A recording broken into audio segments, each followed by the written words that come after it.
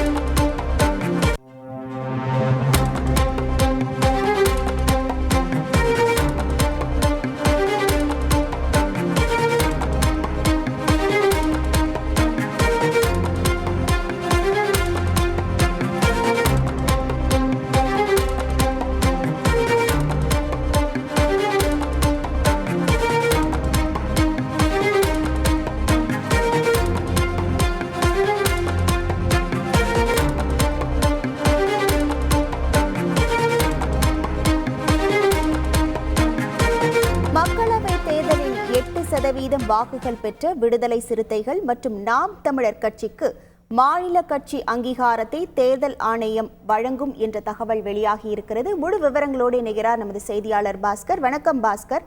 மாநில கட்சிக்கான தேர்தல் ஆணையத்தின் அங்கீகாரம் எப்போது இந்த இரு கட்சிகளுக்கு கிடைக்க வாய்ப்புகள் உள்ளது? முழு விவரங்கள் என்ன? ஒரு மாத காலத்துக்குள் அங்கீகாரம் என்பது தேர்தல் ஆணையத்தால் அதிகாரப்பூர்வமாக கிடைக்கும். முதலில் நாம் தமிழர் கட்சி எடுத்துக்கொண்டால் திருச்சி, கன்னியாகுமரி, கள்ளக்குறிச்சி, நாகை, ஈரோடு, புதுச்சேரி ஆகிய தொகுதியில் நாம் தமிழர் கட்சி 3வது இடத்தை பிடித்திருக்கிறது.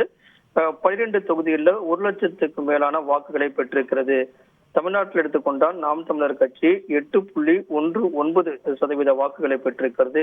8% நாடாளுமன்ற தேர்தலில் வாக்கு சதவீதத்தை பெற்றிருக்கக்கூடிய கட்சிகளுக்கு அங்கீகரிக்கப்பட்ட மாநில கட்சிகள் என்ற அங்கீகாரத்தை தேர்தல் ஆணையம் என்பது வழங்கும். அதன் மூலமாக அங்கீகரிக்கப்பட்ட அரசியல் கட்சிகள் மாநில கட்சிகளுடைய பட்டியலில் நாம் தமிழர் கட்சி இணைந்துவிடும். இதற்கான அணுகுமுறை என்னவாக இருக்க வேண்டும் என்றால், நாம் தமிழர் கட்சி பெற்ற அந்த வாக்கு சதவீதங்களை தேர்தல் ஆணையத்திடம் முறையாக ஒப்படைக்க வேண்டும். ஆவணங்களாக ஒப்படைக்கும் பட்சத்துல அதை தேர்தல் ஆணையம் வெரிஃபை பண்ணும்.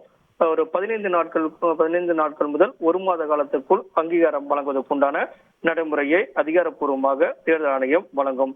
இதே போல விடுதலை சிறுத்தைகள் கட்சியை எடுத்துக்கொண்டால் அந்த கட்சிக்கும் மாநில கட்சி அங்கீகரிக்கப்பட்ட மாநில கட்சி என்ற அங்கீகாரம் வழங்கப்பட உள்ளது தேர்தல் ஆணையத்தால். காரணம் என்னவென்றால், அங்கீகரிக்கப்பட்ட அரசியல் கட்சிகளுக்கான அந்த தேர்தல் ஆணையம் 1968 சின்னங்கள் ஒதுக்கீடு என்ற அடிப்படையில அங்கீகரிக்கப்பட்ட மாநில கட்சிகளுக்கான அந்தஸ்தை பூர்த்தி செய்வதற்கு சில நிபந்தனைகளை தேர்தல் ஆணையம் விதித்திருக்கிறது. மாநில சட்டப்பேரவை தேர்தலாக இருந்தால் 6% வாக்குகளை பெற்றிருக்க வேண்டும். அந்த தேர்தலில் 2 எம்எல்ஏக்களை பெற்றிருக்க வேண்டும் என்றது நிபந்தனையாக இருந்தது. அதே போல நாடாளுமன்ற தேர்தலாக இருந்தால் 6% வாக்கு பெற்றிருக்க வேண்டும். அத்துடன் நாடாளுமன்ற தொகுதியில் ஒரு தொகுதியை வெற்றிருக்க வேண்டும்.